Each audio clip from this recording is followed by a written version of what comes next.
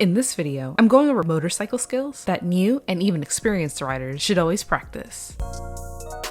Hey, I'm Lavatronn, and on this channel, you get quick motorcycle product reviews, how-tos, and tips to keep you safe. If you want more like this, be sure to subscribe. Let's go. So for starters, to have a good practice session, I suggest finding a nice, spacious, empty, or mostly empty parking lot. The first skill to practice is the friction zone. The friction zone is basically the spot when you slightly release the clutch lever away from the handlebar and you get just enough power to the rear wheel to get the bike moving slowly. To practice this, simply have the engine running and put the bike into first gear. With both feet down, slowly release the clutch away from the handlebar and pull it back in to stop moving, like so.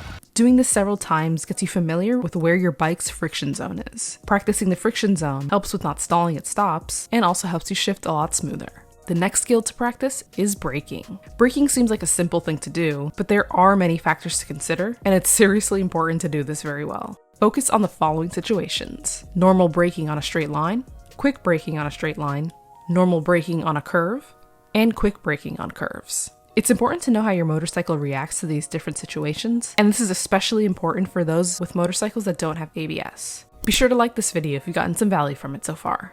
The third skill to practice is slow speed turns. Slow speed turns are a challenge for many riders, new and experienced alike. Practicing the friction zone helps with these maneuvers tremendously. You should try practicing the following slow speed turns: basic right and left turns, sharp turns from a stop, and even figure eights.